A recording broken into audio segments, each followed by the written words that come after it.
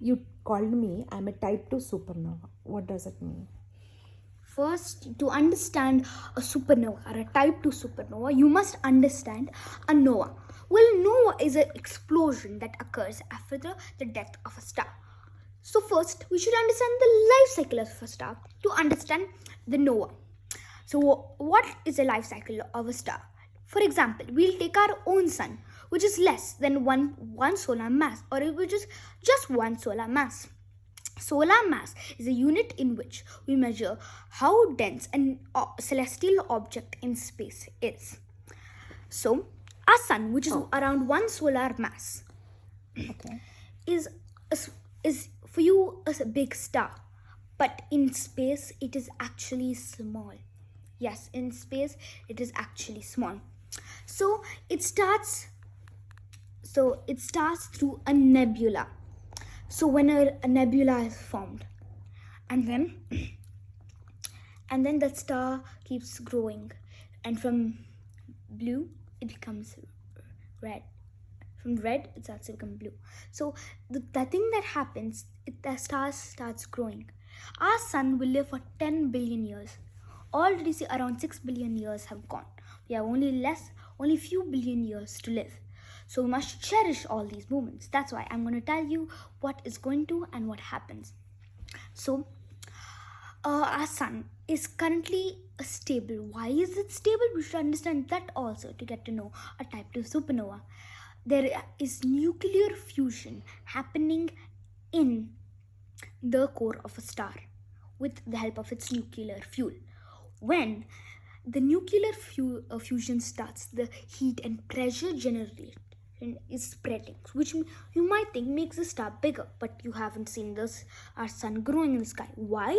Because there is gravity pushing from inside, trying to make the star small, but it is not happening because of the inward pressure. Because of the inward pressure, we call the pressure which is generated by the star the inward pressure. Because of this, you see the star stable. It's not even going like this, it is just staying stable because of that inward pressure which is holding that gravity and stopping it from squeezing the star. But when the star dies, the thing that happens is the fuel which helps the nuclear fusion, which makes the inward pressure, that fuel decreases. It keeps on decreasing, which is hydrogen. When the hydrogen is over, the star switches to helium. But when this helium is over, we switch to carbon. And like that, we're switching on to more and more heavier elements, which finally we end up with iron. And while that is happening, the star bulges. Why? That is like the 19th over of cricket, where the star tries to expand and tries to win the game. It tries to expand, but that huge inward pressure that is happening because of the heavier and heavier elements, that does not last for long, which goes. At that time, the gravity gets stronger and makes the star into small tiny core, and so a nova happens. When will I get my answer? You will get it in some time. A nova occurs. Yes, a nova occurs. Then after that nova, in the middle you have a small white dwarf, and around it you have a planetary nebula. It is a nebula. You can call it a nebula. So this nebula will give birth to other stars. So the thing is, like, a star is born from the nebula, and a star, when it dies, it gives birth to a nebula. This is like a chicken is born from an egg, and an egg comes from a chicken. See, this is very simple. So you know the life cycle of a star.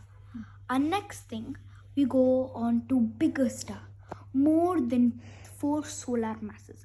In books it might be 3 or 5 solar masses. It can be one more, one less. But I am telling you that the most it is 4 solar masses. A star more than 4 solar masses, well, that is a big star. And when it dies, it does not become a nova, it becomes a supernova. And it is guaranteed to become a black hole or another red phenomenon, a neutron star. It is a very fast spinning star. But neutron star is very rare, more rare than a black hole. So mostly when a star more than 3 or 4 solar masses, it usually becomes a black hole and not a neutron star. But yes, there are times when it has become a neutron star, so it becomes a black hole. But a star even more than 4, 5, and 6 solar masses, more than 5 solar masses, that does not end with a supernova but a huge explosion, a very big explosion called a hypernova. And this also becomes a black hole, or of course a neutron star. Now you know this. Okay? Yeah. So, and remember also that a star is born from a nebula, and after its death, it gives birth to nebula. But with the stars that are more than 4 solar masses, it gives, after it dies, it has a supernova or hypernova and gives birth to a black hole or a neutron star. And now we come to the thing we're talking about, a supernova. So everyone knows what a supernova is now. But even if you ask people in college, or 11th, 10th or 12th, or even in PU, they won't know how many. If them ask for the supernova, this is what the answer. After a star more than 4 solar masses dies, it becomes a supernova, a huge explosion, a supernova, and becomes a black hole or a neutron star. That will be the answer. And if you ask them how many types there are, they will say 1, but they are wrong.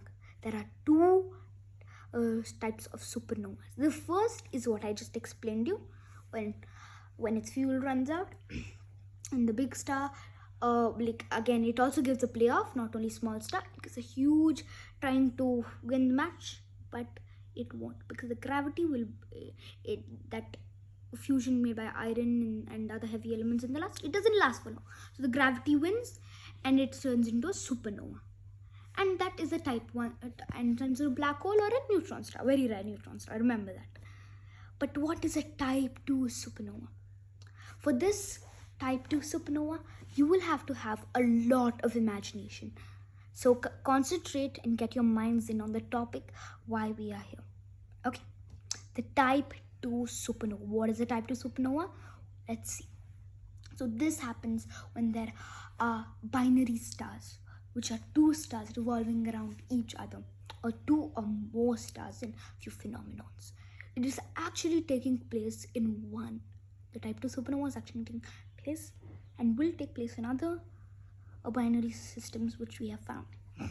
So one is a type 2 supernova. One is which will live for 10, let's say 15 billion years. Then one will live for 10 billion years.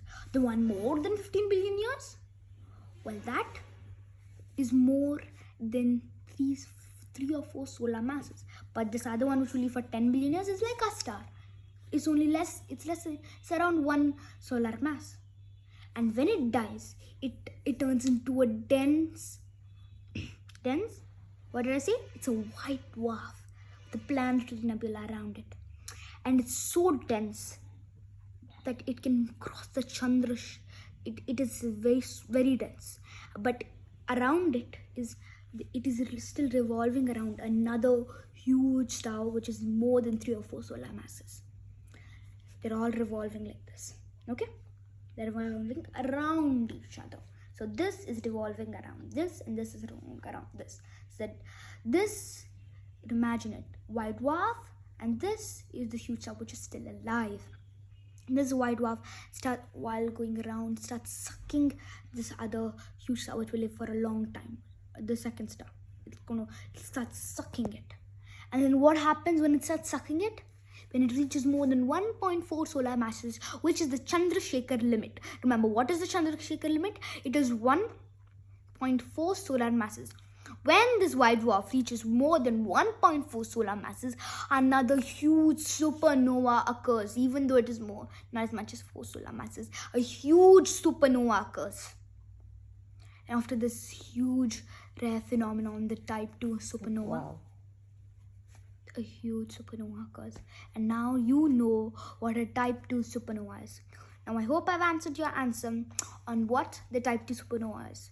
Join me more for more interesting facts about space. Thank you.